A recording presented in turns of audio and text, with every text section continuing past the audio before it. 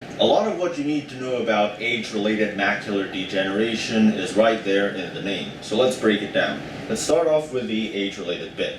This is a disease of the elderly, obviously, so I've listed that down here.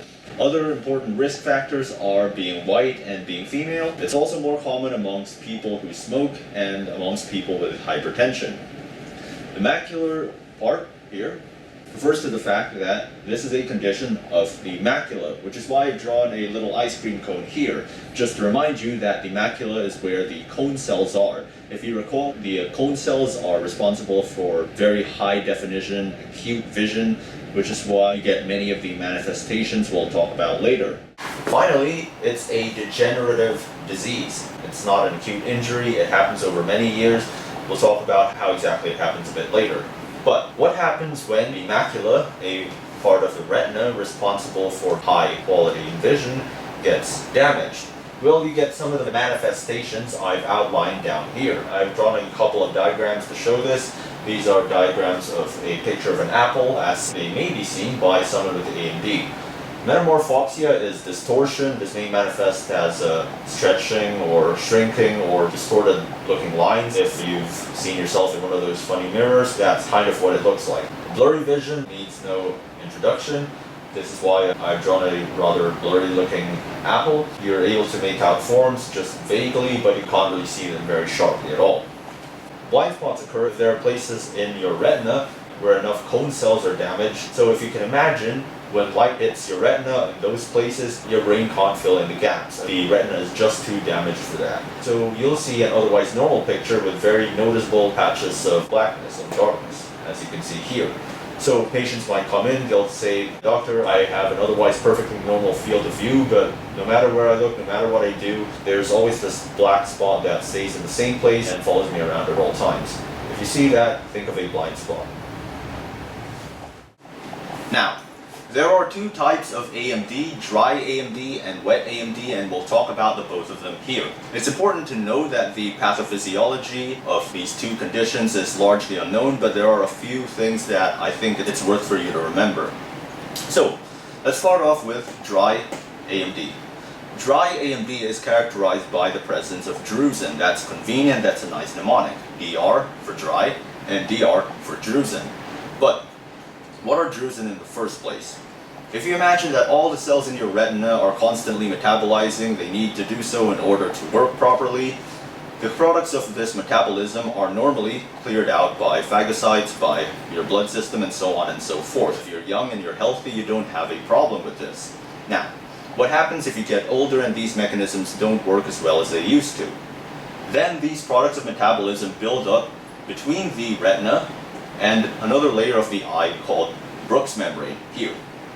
Bruch's membrane is one of the layers of the choroid, which is the vascular layer of the eye. It's what supplies blood vessels and stuff like that to the eye.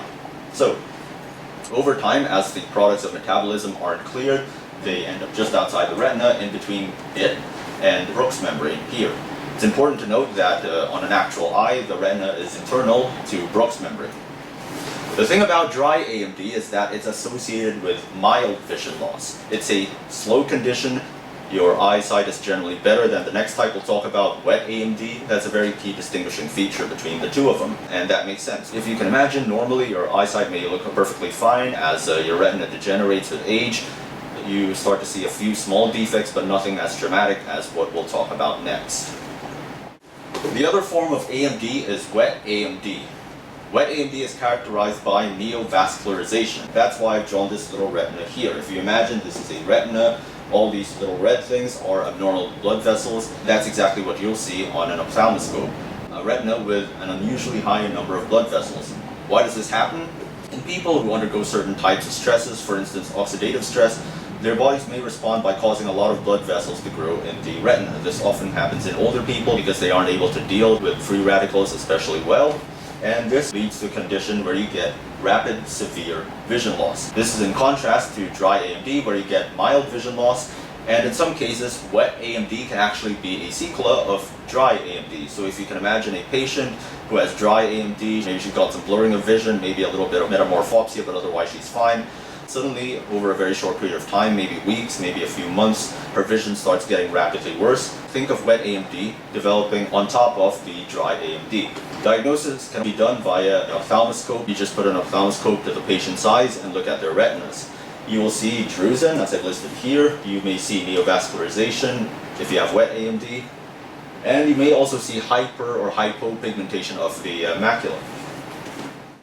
Treatment for AMD depends on the type you have. Dry AMD is generally treated more conservatively via lifestyle modification. You can be told to stop smoking, you may be told to control your hypertension, you may have regular monitoring, regular clinical exams, and if necessary, they may put you on vitamins. These can be vitamin A, vitamin C, vitamin E, rather simple interventions. Wet AMD is something else entirely. Because of how rapid and severe it is, you may be placed on a special class of drugs called anti-VEGF medication. VEGF is a molecule that promotes vascularization, so obviously anti-VEGF medication helps the condition by hindering vascularization. There are a couple on the market. You may have bevacizumab, ranibizumab, pegapanib, and aflibercept. These are different types, but they all work in the same general way, preventing VEGF from working. If conservative management fails, you may be referred for surgery. They may do a vitrectomy or something like that to help solve the condition.